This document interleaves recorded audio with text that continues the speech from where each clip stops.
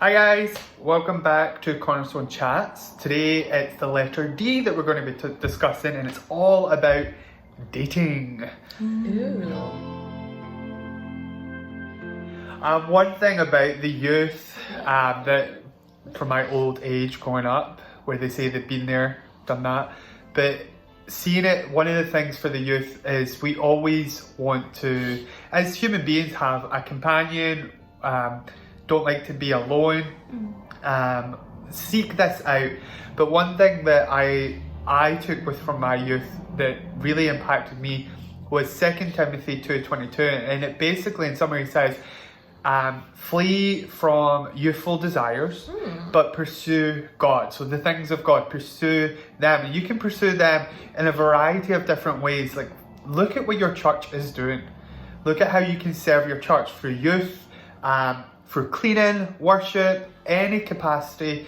Find a way and plug yourself into your church, into the outreaches of your church, any ministries that they're doing, and really seek God.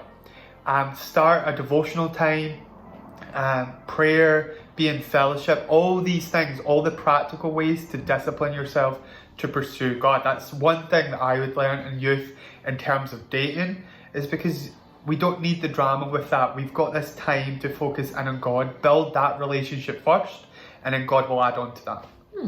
That's nice. I like that because it says in Isaiah to serve the God of your youth. Yeah. So serve God while you're young, because when you get to my age, you get really tired. Right? Did you have anything to say, Ash? As someone that's I suppose I'm still a youth, whatever. But as someone that's still a youth, I'm not gonna say that I'm out with the situation, but you see things happen around you. So as a Christian who had quite a non-Christian friendship group, especially in high school, you just see the amount of drama and gossip and he kissed her and she kissed him and he said she said and he said that he said this, that she said that, and it gets so confusing and so big. And how does it make you feel though when you hear all that? Did it make you feel like you were missing out, or there was something, or was it kind of because obviously all that gossip and whatnot can be kind of enticing as well. So how did it make you feel?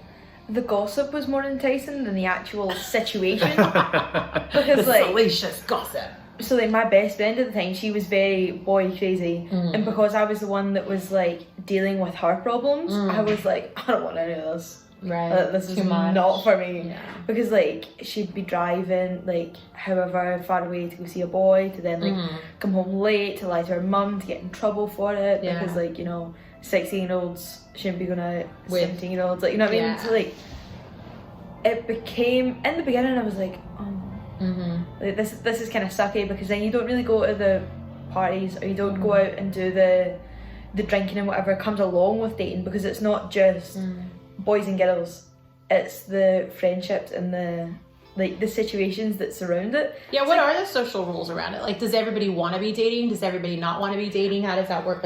Do people just want to hook up and then be done? I think it's more that now. See, from what I've seen, college is a little bit less. Because I went to college with people that were quite a bit older than me. Yeah. So I was the youngest by 5 years. So it was quite nice to be less surrounded by that. But especially in high school, it's very just getting drunk, kissing whoever, doing whatever with whoever, and just kind of not putting a label. So do you think that's really normal behavior? It is now. Kind of flip a bit from person to person. It's not for me. Right. It's not the life for me. So dating's not so much the thing this official dating process as much as just hooking up with people. I think so. So that would be a sexual act. And I think as well in high school there's so many different terms, especially when I was in high school. I think they might still be the same, is we're seeing each other, or we're just dating, or we're just friends. Dating in itself has so many different labels. My favourite word right now is situationship. What does that mean, situationship? It means that it's that weird phase we're in a where situation. you're exclusive, but you're not dating. Is this a proper term? Is this a real term? I don't think so. Right. I think I made it up. All right. Well, we have a new term that Ashton's made up. It's called situationship. It's right in between because I was sick of people saying we're seeing each other, or we kissed 3 weeks ago, so we must. I'm shut up. Right. Well, I'll give you the old lady take on it, if that's what we can call it. So I don't know why you date.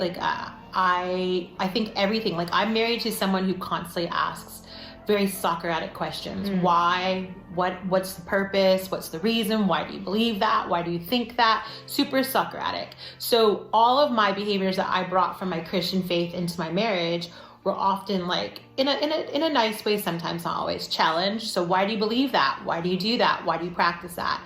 And then I have to really ask myself why I'm doing what I'm doing. So one of those things would be to ask yourself, why do I want to date?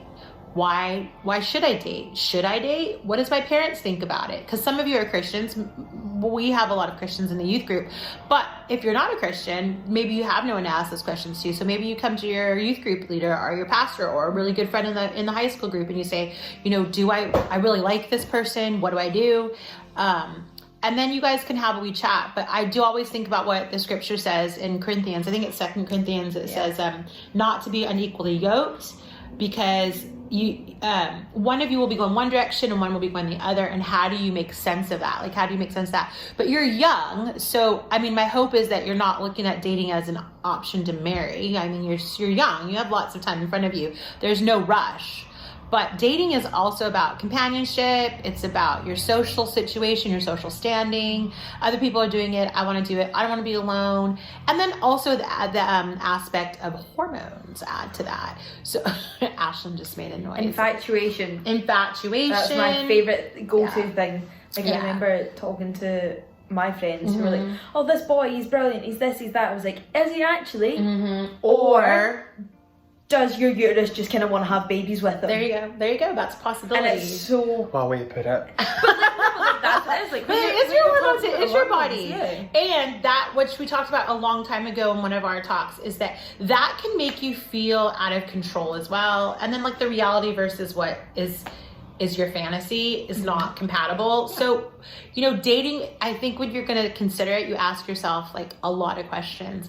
And some kids today, they can care less. It's just part of culture. You race right into it. You do certain things. Next thing you know, you're having sex. And the next thing you know, you're in Scotland, especially, and I don't mean this to be baggy, but like you get pregnant quite young here, and you can do that outside of marriage because there's all kinds of governmental aid and whatnot. So I think like you need to think about your process. Like you need to think about what you're doing. And I think that's the hard thing for young people to do, no offense, is to really be a deep thinker. Like it's easier when you're young to follow your emotions and to believe that you know better and to do a lot of things like that. But I think with dating, it's really important that you think.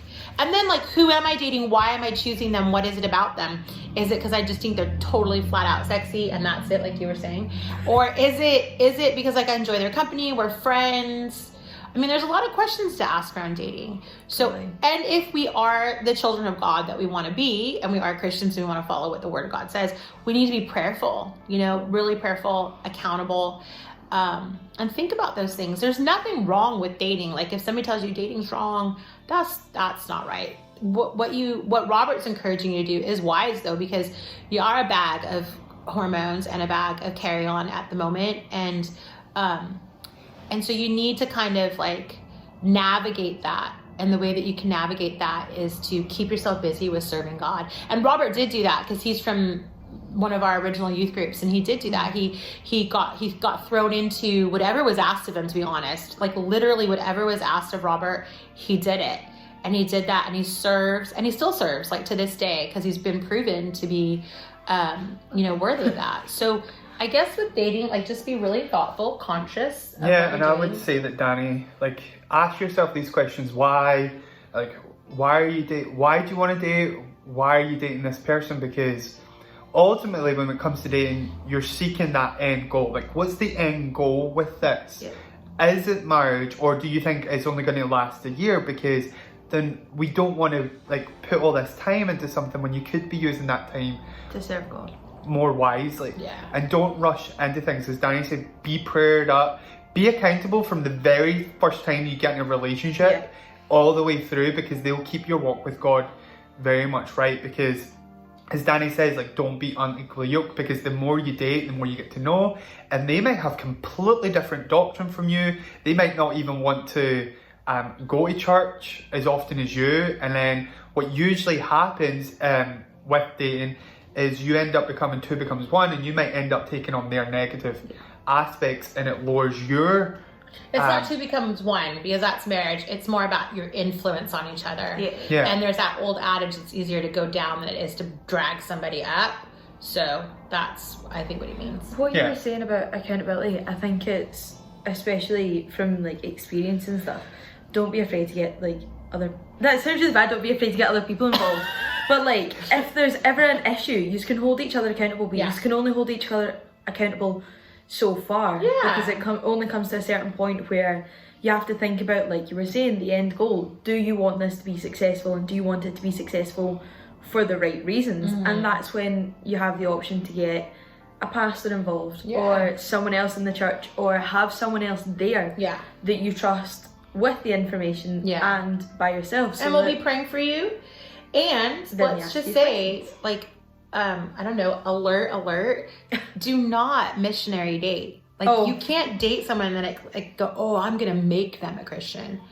It's not going to happen. Just leave them alone and pray for them. That might be best, right? So that's us today. Enjoy your day, whatever you got going on, and as you're getting ready and preparing for school even, maybe. So we will talk to you later. Bye, guys. Bye. Bye.